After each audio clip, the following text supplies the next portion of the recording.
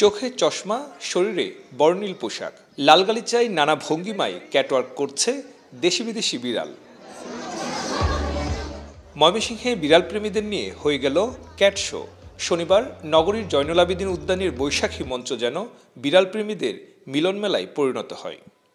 কখনো তো এত বিড়াল একসাথে দেখার কখনো সুযোগ হয় না। আজকে এখানে এমন একটা আয়োজনের কারণে একসাথে এতগুলা কিউট সুন্দর সুন্দর বিড়াল দেখে আসলে অনেক ভালো লাগতেছে। বাচ্চারাও এসে খুব মজা পাচ্ছে। আসলে এরকম আয়োজন তো খুব কম হয় আমাদের ময়মনসিংহ।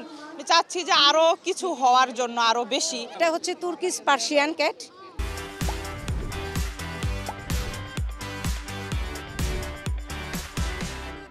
ও যখন 2 মাস ওদের দুজনের, তখন আমাদের বাসায় ওদের আগমন। তো ওর বয়স হচ্ছে 9 মাস আর ওর হচ্ছে 8.5 মাস। নিজ শহরে ব্যতিক্রমী এমন আয়োজনে খুশি অংশ নেওয়া বিড়াল প্রেমীরা বলছেন এই ধরনের আয়োজন আরো বেশি বেশি করার। ও হচ্ছে প্রিটি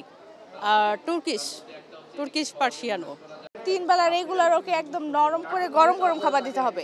ও বাসি খাবার কখনো খাইতে চায় না, একদম রান্না করে ওকে খাবার দিতে হয়। আমাদের ফ্যামিলির একটা পার্টও। এদেরকে পালার মূল উদ্দেশ্য হচ্ছে ওরা অনেক ফ্রেন্ডলি, প্লাস আমি আসলে ফোনে গেম খেলার থেকে ওদেরকে বেশি নিয়ে খেলা বেশি স্বাচ্ছন্দ্য বোধ করছি।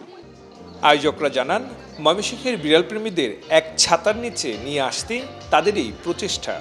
ক্যাট শো আয়োজনের পাশাপাশি বিড়ালের ফ্রি হেলথ চেক আপ, লালন পালন ও রোগবালাই সম্পর্কে ধারণা দেওয়া হয় বিনামূল্যে।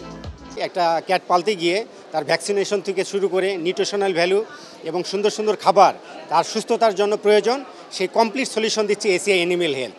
এর সার্বিক সহযোগিতায় আমরা আছি এবং নেক্সটে ভবিষ্যতে আরও কীভাবে ভালো প্রোডাক্ট দিয়ে এই বিড়াল প্রেমীদের সহযোগিতা করা যায় সেজন্য আমরা কাজ করে যাচ্ছি।